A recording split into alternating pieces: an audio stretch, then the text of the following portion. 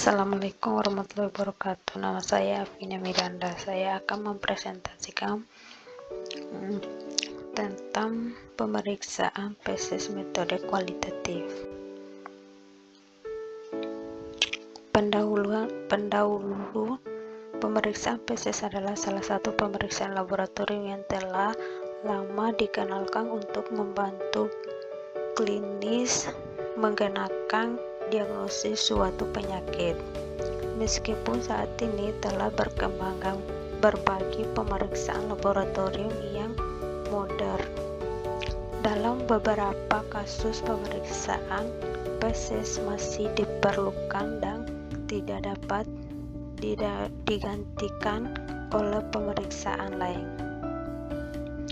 Cara mendapatkan PSS. Cara mendapatkan PSS, sebanyak PSS diambil secara langsung, secara rektal, boleh menggunakan PSS yang keluar setelah defikasi, tetapi harus dipilih bagian yang tidak terkontaminasi, terutama oleh minyak. Jumlah PSS yang diperlukan untuk pemeriksaan PSS lengkap kira-kira 10 gram. PSS yang akan diperiksa kemudian dimasukkan ke dalam wadah yang bersih dan diusahakan bermulut lebar dan memiliki tutup rapat. Pemeriksaan PSS secara kualitatif. Pemeriksaan PSS secara kualitatif dilakukan dengan dua cara, antara lain 1. Natif langsung, dan 2. Konsentrasi. Pemeriksaan secara konsentrasi dapat dibedakan lagi menjadi dua antara lain: A. Penggabungan, dan B. Penggendapan sedimentasi. Masing-masing cara pemeriksaan tersebut di atas memiliki kelebihan dan kekurangan, sehingga pada penggunaannya disesuaikan dengan tujuannya.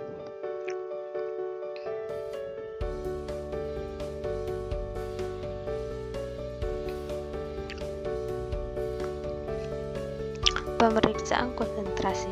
Metode sentrifuge dilakukan dengan cara 2 gram PSS yang akan diperiksa ditaruh dalam wortir dan ditambahkan sedikit air ke dalamnya.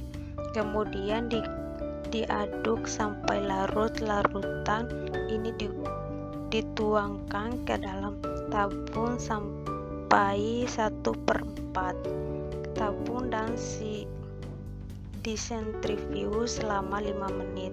Hasil dari proses sentrifuge adalah cairan jernih dan endapan. Cairan jernih di atas endapan tersebut dibuang dan endapan diambil, kemudian meletaknya di atas gelas objek yang ditutup dengan deglas dan memeriksa di bawah mikroskop. Metode natif dipergunakan untuk pemeriksaan secara cepat dan baik untuk infeksi berat, tetapi untuk infeksi ringan sulit ditemukan telurnya. Cara pemeriksaan ini menggunakan larutan Lugol atau eusil 2%. Penggunaan eusil dimasukkan untuk lebih jelas membedakan telur cacing dengan kotoran di sekitarnya. Kelebihannya, metode ini adalah mudah dan cepat dan dalam pemeriksaan telur cacing semua spesies. Biaya yang diperlukan sedikit serta peralatan yang digunakan juga sedikit. Morfologi telur cacingnya. Telur berukuran 80 sampai 120 kali 50-60 mikron, bentuk oval, memiliki operkulum khas yang berdinding tebal, berwarna kuning kecoklatan, berisi sel-sel oval yang belum matang. Ciri-cirinya: 1. Bertil, bentuk oval, ukuran panjang 45-75 mikron dan diameternya 35-50 mikron. Mempunyai 3 dinding lapisan, yaitu lapisan luar yang tebal, berkelong-kelong, lapisan albumi dan lapisan kemudian, dan ketiga yang halus, lapisan yang ala dan vitelling. Telur bersih embrion berwarna kuning kecoklatan. 2.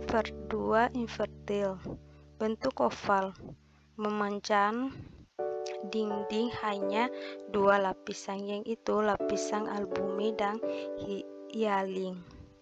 Telur bersih granula refraktif. Dari kedua jenis telur kadang-kadang dijumpai tanpa lapisan albumi dan disebut telur dekortikasi, sedangkan telur yang utuh disebut telur kortikasi. Siklus hidupnya: butir telur per hari. Telur Ascaris lumbricoides keluar bersama feses penderita, kemudian telur yang telah dibuai berkembangkan menjadi telur infeksi. Apabila jantung pada tanah lembar dan pada suhu yang optimal, infeksi pada manusia terjadi saat masukkan telur infeksi melalui tanah yang kotor karena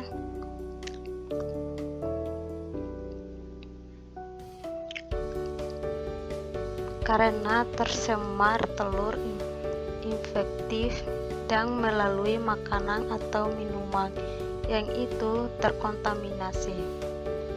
Dinding telur akan pecah dan larva keluar saat telur sudah masuk ke dalam pembuluh darah. Gejala dari pengidap Ascaris antara lain: pada feses awal mendetasnya infeksi telur cacing yang tertelang ke dalam tubuh. Keadaan ini memicu gejala berupa demam, batuk kering, nafas pendek, serta mengging. Pada fase lanjut, larva telah berpindah ke usus dan berkembangkan menjadi cacing dewasa. Pencegahannya: Ascaris. Infeksi Ascaris dapat dicegah dengan menjaga kebersihan. Sejumlah cara sederhana untuk mencegahnya Ascaris adalah: seluruh mencuci tangan dengan air bersih dan sabun tiap sebelum makan. Sebelum memasak dan menyediakan makanan, setelah buang air besar, dan setelah penyentuh tanah. cuci buah dan sayuran hingga bersih sebelum dikonsumsi. Pastikan masakan benar-benar matang sebelum dikonsumsi. Usahakan hanya minum air dalam kemasan yang masih disegel ketika bepergian. Jika tidak tersedia masalah air hingga mendidih sebelum menimuninya. Prinsipnya, pemeriksaan feses dimaksudkan untuk mengetahui ada tidaknya telur cacing atau larva yang infeksi. Pemeriksaan feses ini juga dimaksudkan untuk mendiagnosis tingkat infeksi parasit usus pada orang yang diperiksa fesesnya. Pemeriksaan feses dapat dilakukan dengan metode kualitatif dan kuantitatif. Secara kuantitatif dilakukan dengan metode natif, metode apun, dan metode Harada murni. Metode ini digunakan untuk mengetahui jenis parasitus, sedangkan secara kualitatif dilakukan dengan metode Cator untuk menentukannya. Prosedur kerja tidak menggunakan sentrifuge, yaitu 1. Mengisi tabung reaksi menggunakan larutan NaCl jenuh dan menambahkan 1 garam feses,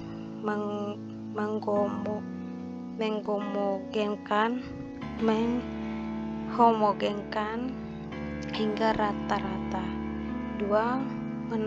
Menambahkan NaCl sampai penuh, permukaannya cepat sembuh tetapi tidak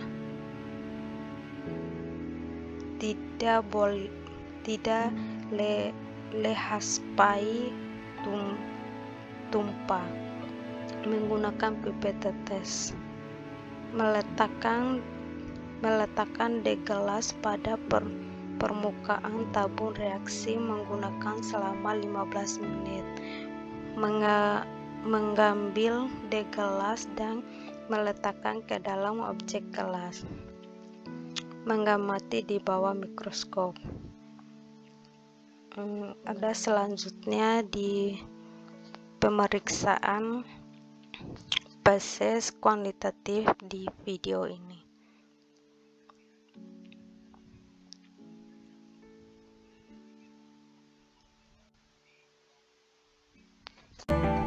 Selamat datang di video pembelajaran metode pemeriksaan CATOCATS sebagai penentu kuantitatif jumlah telur cacing di dalam sampel feses.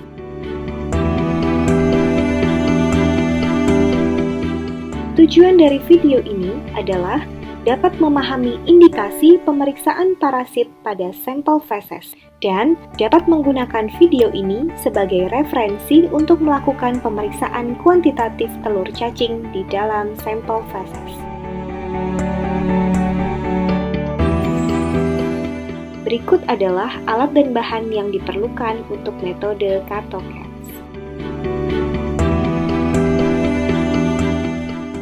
Setelah semua alat dan bahan lengkap, siapkan 1 gelas objek yang bersih.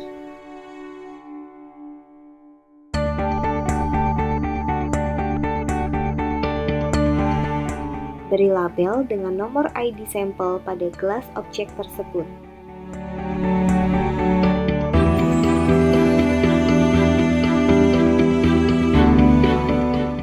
Tempatkan cetakan feses di atas gelas objek.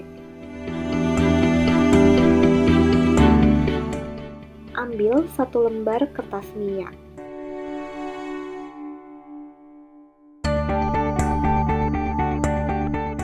Kemudian ambil sekitar 2 hingga 3 gram sampel dari pot feses yang sudah diaduk.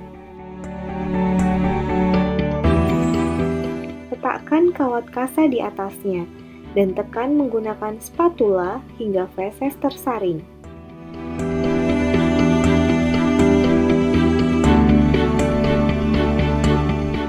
Ambil feses yang tersaring dan tempatkan di dalam cetakan feses yang ada di atas gelas objek hingga lubang terisi penuh.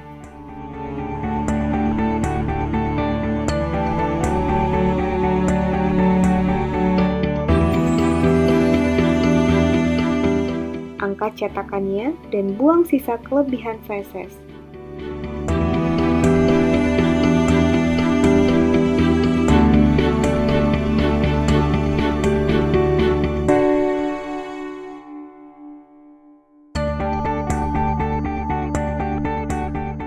Selanjutnya, ambil 1 isolasi selopan dalam rendaman larutan metilen blue dan letakkan tepat di atas hasil cetakan feses tadi.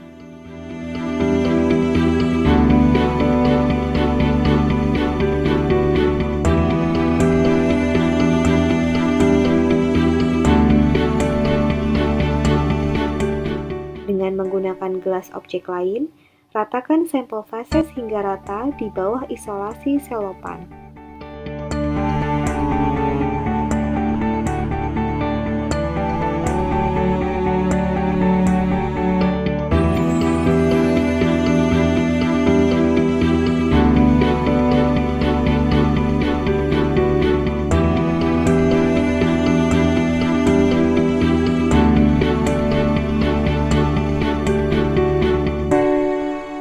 Pemeriksaan dilakukan di bawah mikroskop menggunakan perbesaran 40 kali lensa objektif.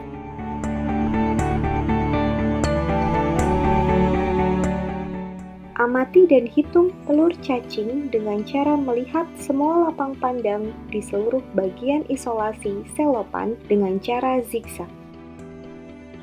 Hitung secara terpisah dengan alat hitung berbeda untuk telur cacing sesuai dengan spesiesnya.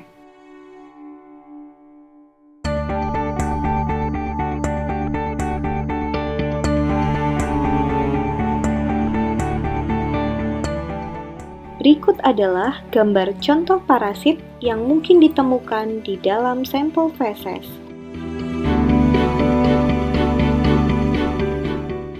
Setelah semua lapang pandang diamati, catat jumlah parasit yang ditemukan sesuai dengan spesiesnya di logbook.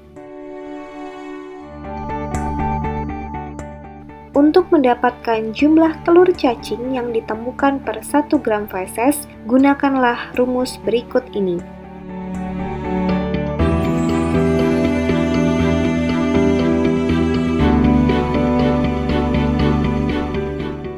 Saat sudah selesai mengamati, matikan lampu mikroskop dan ambil slide preparat lalu masukkan ke dalam wadah berisi hidroklorik. Demikianlah video cara melakukan metode CATOCATS pada sampel feses. Selamat berlatih!